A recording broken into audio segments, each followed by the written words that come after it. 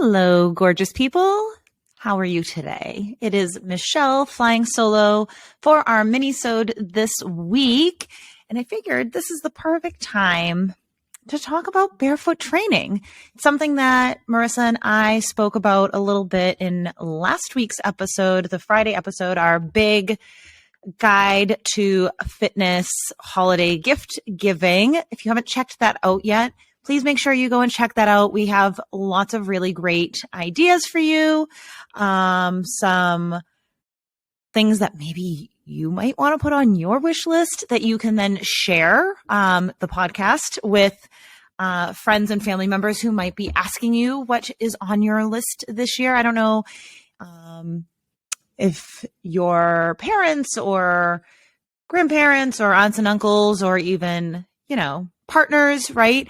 My mom every year is like, what's on your wish list? And I'm like, I have no idea. I'm 41. I don't know what's on my wish list anymore. And that's not even necessarily true. Like, I definitely have a wish list, right?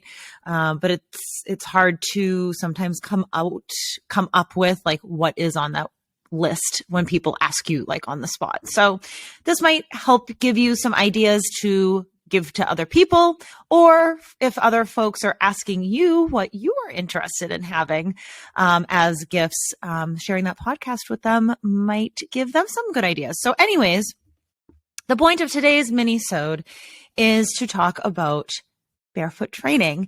And this is a question I get fairly frequently from folks that train with me, from folks that see me on YouTube or on Instagram with videos, because I pretty much always work out barefoot. Even when I'm going out for walks, I wear as minimalistic shoes as possible. The only thing I do wear running sneakers when I happen to run, usually like once a year in the spring. I'm like, I'm going to run a 5K. I work my way back up to running a 5K, and then I don't run again for the rest of the year. So anyways, my running history is another story for another day. Maybe I'll share that in a mini-sode in the future. But barefoot training. I am, if you don't know, I work out of my gym in my garage. I am privileged to have that access. I don't have to go to a public space to train. And I know that there are gyms that require you to wear shoes, right? In a public space, this can make sense for a lot of reasons. So this might just be something to tuck away in the back of your mind, or have a conversation with the gym owners and management, and maybe see if there's some sort of compromise you can work out. Or I'm going to have some other ideas for you if it's an absolute, like, you need to wear shoes when you go to the gym. Some other suggestions for you. So first of all, why do we like to barefoot train? So first and foremost, when we put shoes on our feet, when we have shoes on our feet, especially if you are wearing walking or running shoes, which are pretty much the most popular style of shoe that I see folks come into either my gym or when I see them going into another gym, right? Or when folks are sending me videos for form feedbacks. Folks are also typically not wearing shoes that are the best shoes for strength training. They're wearing running shoes. They're wearing walking shoes. Even cross trainers, while they can have a time and a place for them, they're also still not quite the best for strength training, because they are creating this thick layer of cushioning between you and the floor. Okay. And we're going to get into why this is important in a few minutes. The shoes are also coming up around your foot and providing stability. So even if we think about like high top sneakers, right? And a lot of, for folks who have some ankle instability or have a history of ankle injuries, right? these can be the go-to like prescription, I'm doing air quotes here, to stabilize your ankle for movement. But the problem here is that your ankle and feet are never given a chance to get stronger. The muscles, the tendons, the ligaments, all that connective tissue, when we are just cushioning it and creating scaffolding and stability, we're never giving our feet and ankles a chance to actually get stronger. So that's the first piece here, is when we train in our bare feet or with socks on, we are actively strengthening our feet, our toes, our ankles, our metatarsals. Everything is working and getting stronger as when we are in bare feet. And this is why it can be a little uncomfortable to get started with barefoot training, because if your feet are weak or not as strong as they could be, doing a whole strength training session in bare feet can actually lead to some like muscle soreness in our feet and ankles, or it can feel uncomfortable if you start doing too much too soon. But we'll get back to that. So one of the biggest benefits of barefoot training is that it helps to strengthen our feet and ankles. And why is this important? Think about where your feet are and what they do for you. They are literally the foundation for your standing. They're the foundation for walking. They are the foundation for running, right? So, excuse me, by having stronger feet, stronger ankles, this means that strength and stability that you're creating from stronger feet and ankles is then going to translate up through your entire kinetic chain. So up to your knees, up to your hips, your lower back. It can even impact if you have like a weak right ankle, like say maybe if you've ever sprained or broken an ankle, think about if like it's on the right side of your body, what then the opposite side of your body feels. Because as we move, we have this, it's called contralateral movement. So you're kind of moving as your right side moves, your left side upper body moves, right? In tandem. And something that is bothering you in your feet is then going to create compensation in your movement patterns all the way up your body, right? So it's really, really pretty interesting, right? Everything is literally connected. So by improving the strength in our feet and ankles, we are then very likely to help minimize, or I feel like the word correct can be misleading because you're not broken, right? Like, so, but it can help to adjust or rebalance muscle imbalances that have then happened from something down at the foundation. So that's the first part, is we are looking at barefoot training as a way to really build a strong foundation for our movement patterns with strong feet and ankles. Okay. So that's number one. Number two, our feet have thousands of nerve endings in them. This is by design, because our bodies are wicked cool, to give our brains information about where our bodies are in space. This is called proprioception, okay? And by being barefoot outside, in the gym, our foot is literally, through those nerve endings, able to send those signals to our brain like, oh, we're moving in a forward pattern. We're moving side to side. We're going backwards. We're pressing through the floor. Really think about some of those cues that you hear for strength training. Press through the floor, grip, open your toes, grip, right?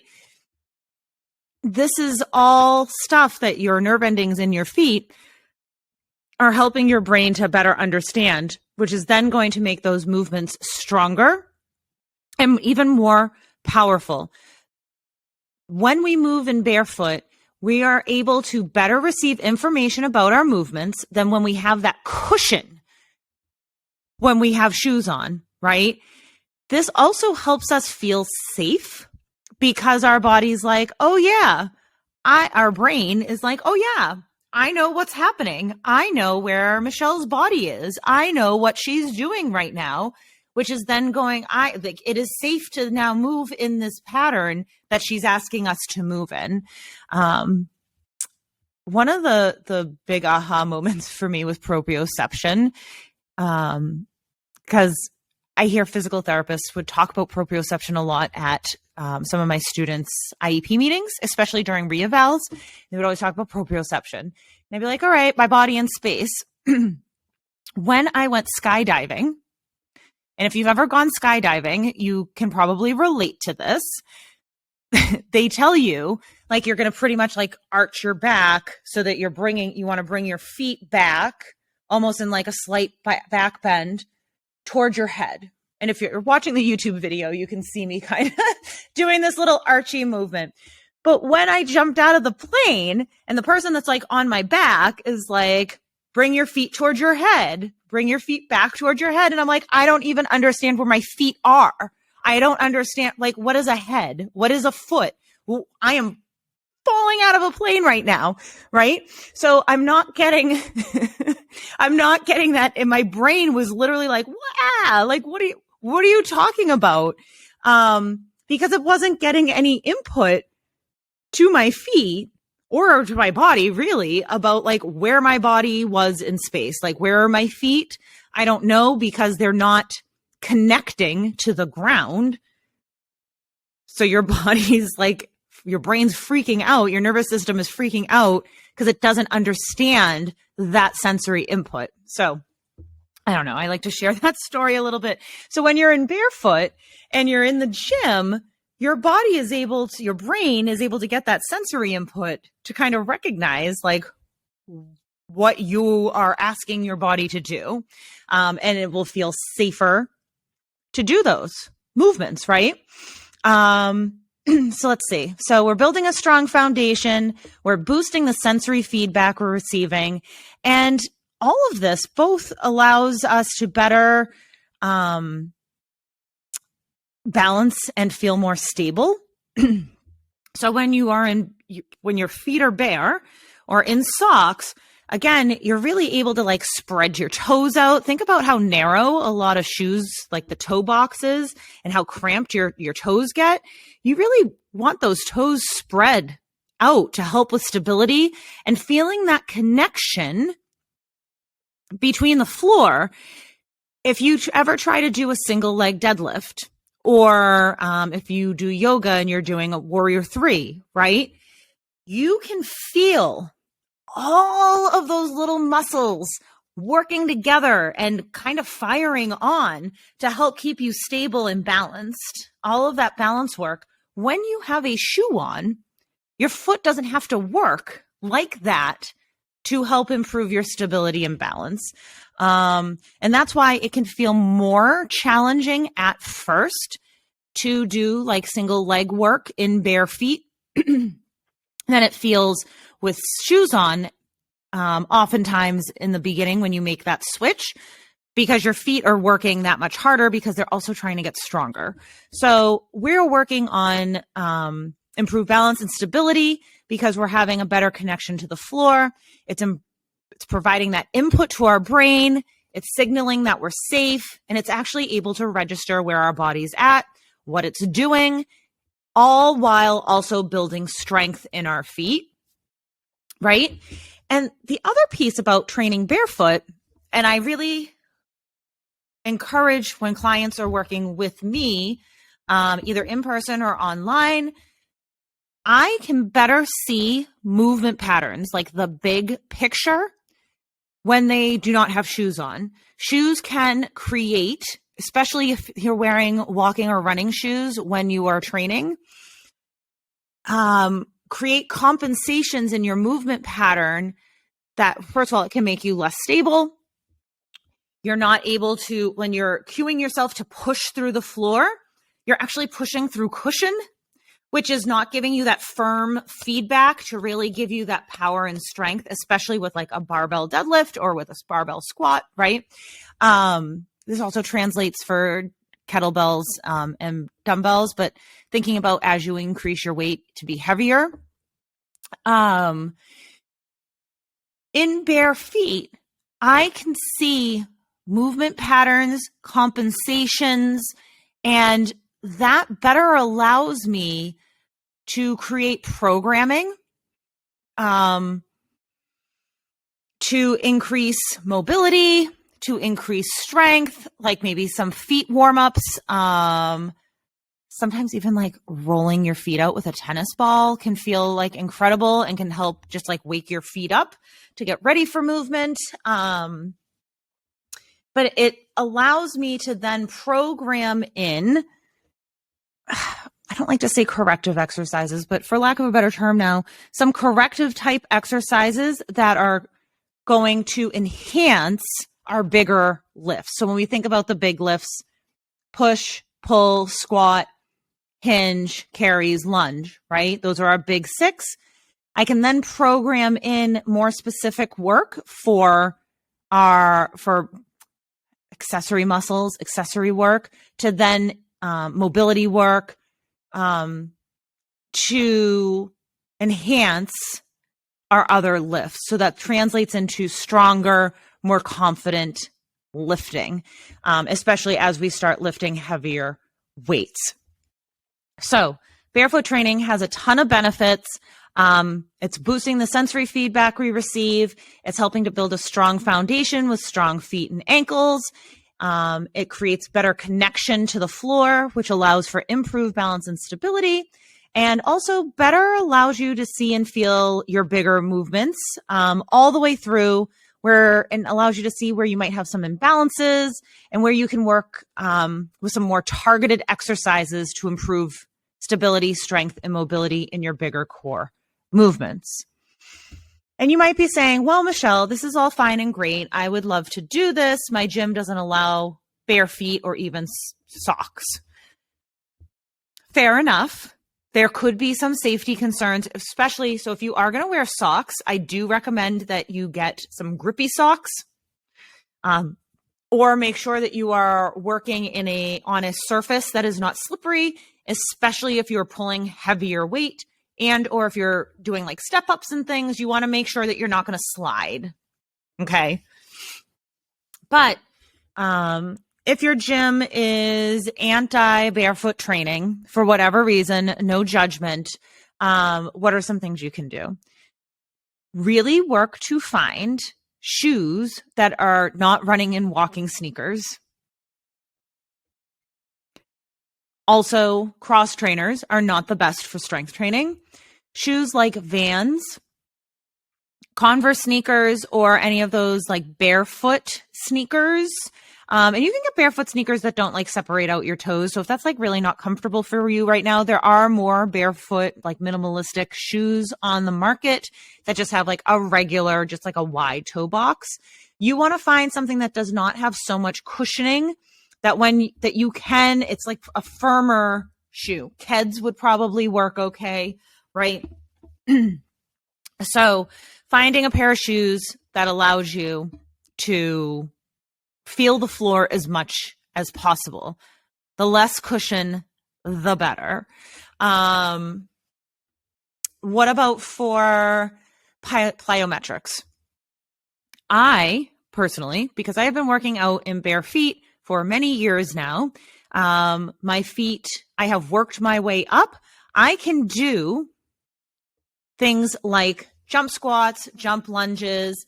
I even jump rope, not for super long periods of time, in bare feet. I also have one of the surfaces in my gym also has a little like cushion to it. So it's not like a hard concrete floor, but practicing really proper landing, like that land toe ball heel, landing softly, landing gently so it's more gentle for your joints. You could do plyometric training, box jumps and things like that, depending on the box that you are jumping onto, barefoot. That being said, it's probably something you need to work up to. Plyometrics in this case, still walking, running sneakers, not the best for this. Cross trainers would be better. Most shoe stores, when you go to them, they are labeled like what kind of sneakers they are. So just try to be aware of that. And when you do wear different types of sneakers when training, just kind of make note of how your body feels during certain activities with different types of shoes on, and try to find your right groove. But really, when you are strength training, really try to avoid walking sneakers and running sneakers. They are not made for strength training. They're made for walking and running. But what about walking and running? Now, personally, professionally, in my opinion, running barefoot out on the street in the woods is now opening yourself, like the bottom of your foot, up to be punctured, to step on glass or like whatever's out in your streets. I don't know. Like there's always all sorts of crap out in the streets. Little pieces of plastic and whatever, in the woods, stepping on rocks and things like that. Those can cause damage to your foot. I know that there are people who run barefoot. I think that is really specialized, and that's something that you would probably want to work with somebody who specializes in running to have a conversation about that. That's not my specialty. However, I do feel that outside, it is probably best to have some sort of protective covering on your feet. However, you can get,